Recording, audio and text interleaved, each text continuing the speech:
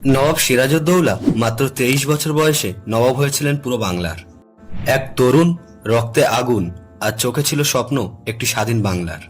নবাব বলেছিলেন, বাংলা কখনো বিদেশির হাতে বিকবে না যতক্ষণ আমি বেঁচে আছি। ইস্ট ইন্ডিয়ার চোখে তখন বাংলা হলো সোনার পাত্র। পলাশির যুদ্ধের আগেই শুরু হয়েছিল ঘুষ, প্রলোভন আর রাজনৈতিক চক্রান্ত। আর সেই চক্রান্তের মূল হাতিয়ার মীর জাফর। ইংরেজরা প্রতিশ্রুতি দেয়, যুদ্ধ জিতলে নবাব হবে মীর জাফর।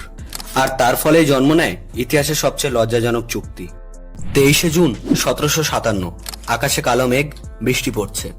আর সেই বৃষ্টির নিচে শুরু হলো যুদ্ধ, যা বাংলার ভাগ্য নির্ধারণ করছিল। যুদ্ধের সময় সিরাজের 50,000 সৈন্যের অর্ধেকই যুদ্ধই করল না। কামান থেমে গেল, তলোয়ার নামিয়ে দিল নিজেরাই। যুদ্ধে যখন নবাবের দল হেরে যাচ্ছিল, রক্তে ভেজা পলাশির মাঠ ছেড়ে নবাব ছুটলেন গঙ্গার দিকে।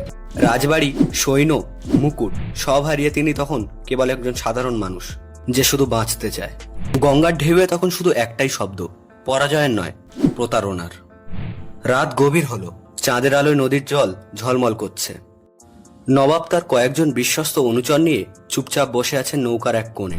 চোখে জল, মনে প্রশ্ন, আমি কি সত্যিই হেরে গেছি? তিনি বলেছিলেন, আমি যদি হেরে যাই তাহলে বাংলার মাটি যেন আমার লাশ লুকিয়ে রাখে। পরদিন ভোরে খবর পৌঁছালো মীর জাফরের কানে। তার পুত্র মিরন সৈন্য পাঠালো সিরাজকে ধরে আনার জন্য।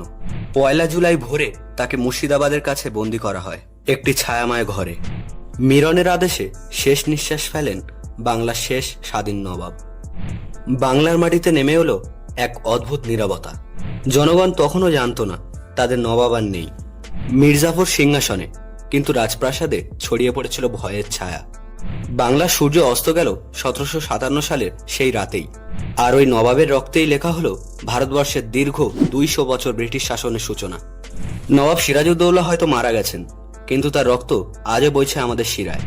কারণ সেই পরাজয়ই আমাদের শেখায়, জাতি কখনো টিকে থাকতে পারে না যদি নিজের মানুষই বিক্রি হয়ে যায়।